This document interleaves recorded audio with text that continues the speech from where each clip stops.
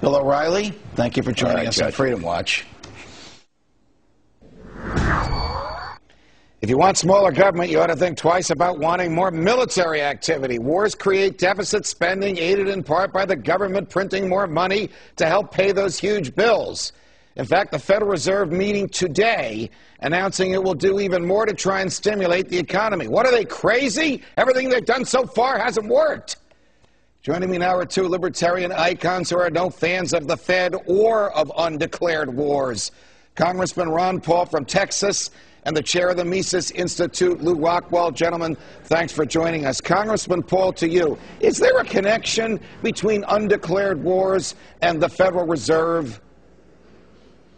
Probably, but we don't have proof of this. I think it's the neglect of the Constitution which allows that. I mean, we have a Federal Reserve which is not constitutionally authorized. We go to war and they're not constitutionally authorized. The Fed can literally loan money and grant money to foreign governments and foreign central banks, so we don't know exactly what they're doing. That's why they fought so hard to prevent an audit of the Federal Reserve. But I think our monetary policy and our foreign policy are intertwined. The other thing is even if it's all above board and people vote for war and vote for the spending, and there's not enough money there without pushing up interest rates, the Fed monetizes that debt. So the Fed is there to accommodate the big government conservatives who love war, warmongering, preventive war without declaration, and the people who love domestic welfare spending. Yes, those debts, the deficits are accommodated by the Fed as well. So they are interconnected. Lou, the Congress did not declare war on Afghanistan. The Congress did not declare war on Iraq. The Congress gave President Bush and his successors open-ended carte blanche to kill anybody they want, war without end. How did this happen? Well, Judge, we have what in effect is a dictatorship.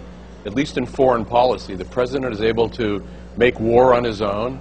As you say, execute people. He can kill Americans on his own if he thinks they're bad guys. No due process, no judge involved, no jury.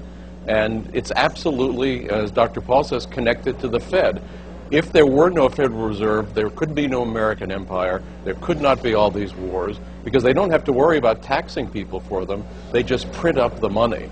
So if they did not have the ability to print the money, we wouldn't have wars in Iraq and Afghanistan. We wouldn't be in 170 different countries. One of the conservative and libertarian criticisms of the Bush administration, Congressman Paul, is that the war was paid for on a credit card. If the war had been paid for on a pay-as-you-go basis, do you think we'd still be there 8, 9 years later?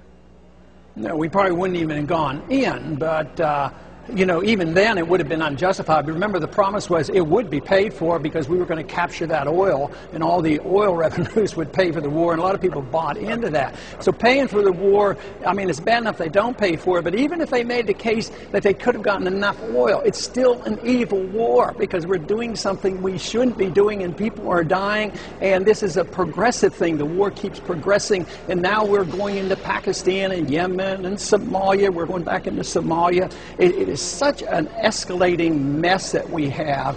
So even paying for the war makes the war just every bit as evil as it would be if you didn't pay for it. Lou, is our presence in Afghanistan today sort of an excuse, a pretext, a build-up to go into Afghanistan, to go into Pakistan, or to go into Iran?